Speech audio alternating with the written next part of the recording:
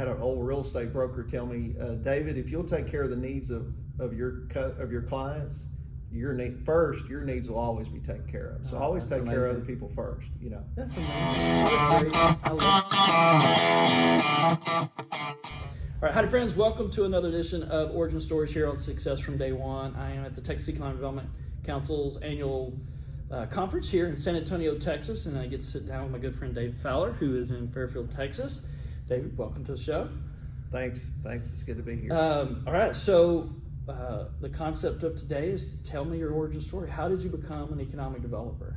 Well, so I've been working as an economic developer in the city of Fairfield for 10 years now.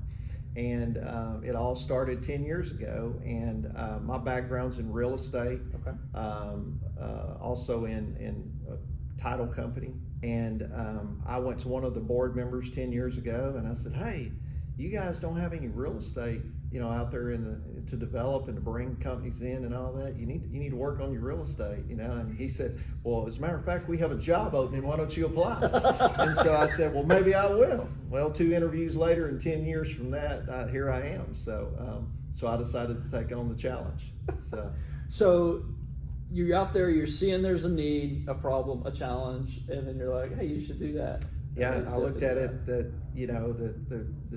they needed some help, and I thought I could help. I like to serve. I like to serve my local community. Yeah, so, you do love your community. I love that. I love my community. I love the city of Fairfield, the county of Freestone. I'm 4th generation Freestone Countian, and anything I can do to serve, I like to do that. Right. Years ago, a long time ago, when I had a real estate license and practiced, I was active for about 6 years, and when I was that was 25 years ago, and which I'm not active now in real estate as far as a realtor, but I had an old real estate broker tell me, David, if you'll take care of the needs of your clients, your needs will always be taken care of. So always take care of other people first.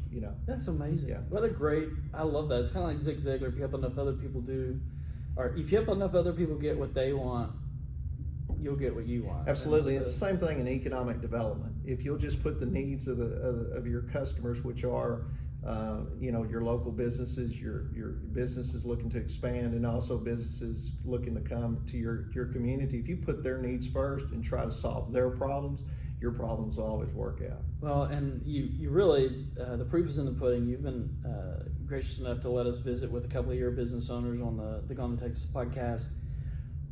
And that resonates with them because they talk about that, how you made them feel and how you were able to help them, and just the experience once they came to Fairfield. And it's obvious that you really do what you say you're actually doing what you say you do, and I think that's pretty cool. Talk about, I would think that real estate, having that background in real estate probably helps a lot in economic development. How has that, your background in real estate, how has that helped you as an economic development professional? Well, there's a site selector out there that says no property, no project. I've heard him say that before. Oh man, they do say that. And so we should all put a big sign up behind our desk that says no property, no project. I love that. And so, a lot of my economic development friends in bigger cities and communities, they've got a lot of active commercial real estate brokers that help solve the problem of real estate, and right. they lean on those people to help them. Yeah. Well, in a rural area like Fairfield, Freestone County, we have some good realtors and we have some good local folks that are helpful. But I believe my job at Fairfield, it's a real estate job more than anything. You have to have the property. We can't own all the property in the whole county to do projects, but you have to have some relationships with private individuals and with realtors that you can count on to be able to have the properties available. And so no property, no project. So that's the way I operate there. So I can't tell you how many towns I go into to talk to city councils and rural EDC boards, and we express that same thing. Like, you need to own some, it doesn't have to be large tracts. It could be a small piece, a prominent piece. You need to control it so you have access to it, whether you own it or you just have a great relationship where you know that you have the opportunity. And they really sort of back away from that and say, yeah, we're not really in the real estate business. But really, you are in the real estate business. We are. Now, you might not directly be in the business, but indirectly you are. Yeah. So property taxes is one of the revenue generations of the city. Yeah, kind of like you're in workforce development, you're in housing, you're in retail, you're in everything. You know, I had a guy tell me one time, David.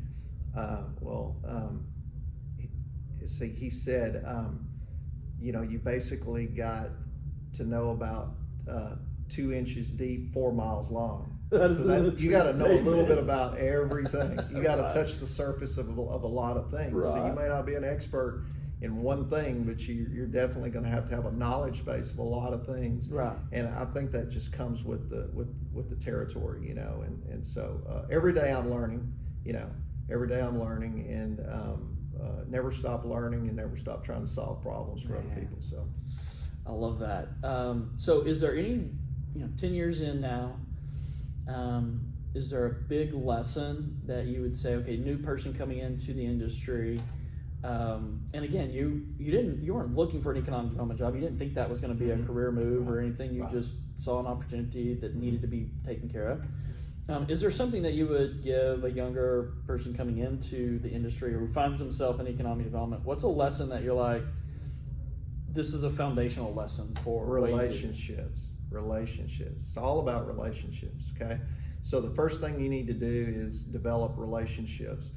Go meet and greet and develop a relationship with all the local public officials, all the people you've got to work with. Right. And then start working with relationships with all the utility providers and everybody at the city and county. Find out, if you don't know them, find them and introduce yourselves to them and develop a relationship, because you're going to need their help. Yeah. And they're going to need your help at times too. And so relationship is the most important thing. And then start building a relationship with local business. Get some credibility. Business retention and expansion, the number one thing about it is actually relationship, okay? And so that's the number one thing. If you're starting out, I don't care if you have a lot of experience, and this goes for any industry and any business, relationship is key. Right. People want to do business with people they like. The number one skill in this world right now is likability. Yeah. Okay. You can be highly intelligent, you can have all the degrees in the world, but if they don't like you, they won't do business with you. So you got to be likable. It's so good. We get lost sometimes in economic development thinking it's a community and a business. And honestly, there's somebody at the community, right, that you're trying to, and then there's somebody at that business you're taking to connect. It's not the business, it's the CEO, it's the HR person, it's the founder, and maybe it's the mayor, maybe it's the board. It's somebody, it's two people that you're trying to bring together to make a match. It's brokerage. Yes. If you look up brokerage, it's bringing two parties together to make a deal. Right. So you're doing brokerage in economic development, and you may not be, you're representing your community. You're not representing the other parties, but in a way you are. The brokerage is you're bringing people together. I like to refer to myself as I'm the local ambassador.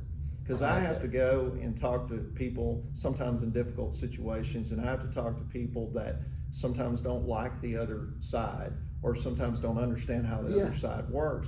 So I'm the ambassador. I go in, and my job is in economic development is go in and try to solve the problems and try to be the communication link between both sides. So.